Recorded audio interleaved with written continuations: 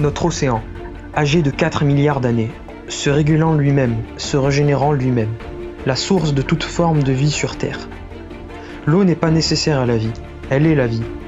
Antoine de Saint-Exupéry a résumé en une phrase l'essence même de l'eau. Elle est à la fois le creuset originel et l'élément primordial de la vie. C'est dans l'eau, des océans primitifs, il y a plus de 4 milliards d'années, que sont apparus les premiers micro-organismes qui, évoluant au fil du temps, ont essaimé et colonisé notre petite planète, un désert inerte à ce moment-là.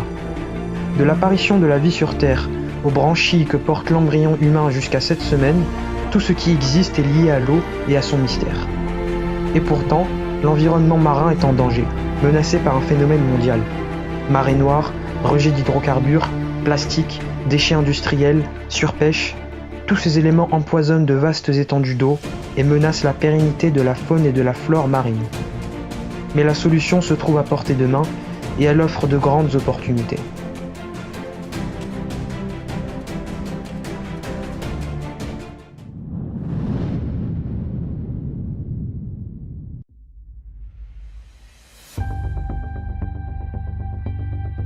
La pollution marine résulte de la présence de déchets, de microplastiques ou de substances toxiques dans les mers et les océans du monde. Cette pollution d'origine humaine n'a cessé d'augmenter depuis les débuts de l'industrialisation. Pour avoir une vague idée de l'ampleur du phénomène, il y a aujourd'hui dans le monde 500 zones dénuées de toute vie, dites zones mortes, d'une superficie totale de 245 000 km², soit la surface du Royaume-Uni.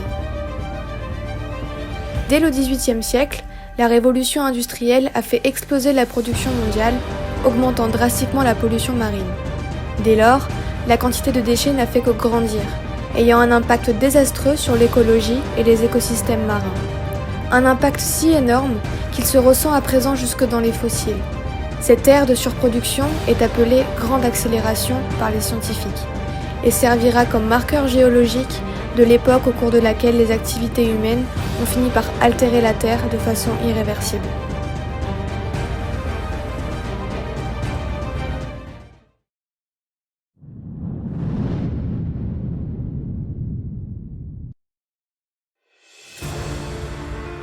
La préservation des fonds marins apparaît comme un enjeu crucial face auquel il est important d'agir.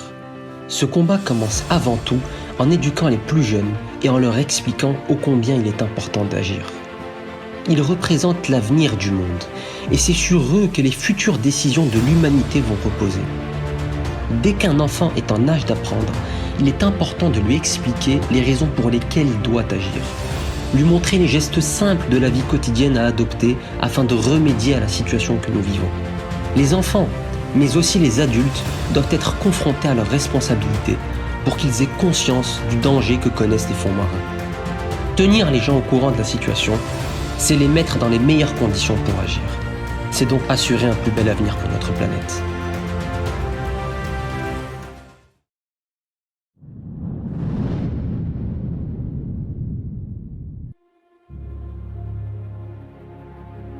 L'insuffisance financière des écoles pour organiser certaines activités, ainsi que la condition environnementale périlleuse du monde marin, sont les points sensibles à l'origine de la création de l'association Goutte d'eau.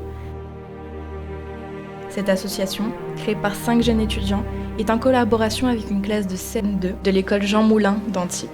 Afin d'éduquer la jeunesse azurienne aux futurs enjeux du monde maritime, cette démarche est éminemment essentielle pour l'avenir de la Méditerranée et la pérennité de sa biodiversité. À travers des activités pédagogiques, Goutte d'eau multiplie les interventions dans cette classe pour présenter à ces jeunes élèves les raisons pour lesquelles nous devons agir pour protéger nos fonds marins. Le projet de l'association Goutte d'eau est d'organiser plusieurs sorties éducatives visant à inculquer à cette jeune génération les enjeux de la protection de nos océans. Depuis le mois de septembre 2019, une récolte intensive de fonds a été réalisée. La quête de financement est très variée. Des démarchages d'entreprises, des tenues de stands, des cagnottes, ainsi qu'une communication de qualité ont permis de récolter les disponibilités escomptées. Ce travail acharné porte ses fruits.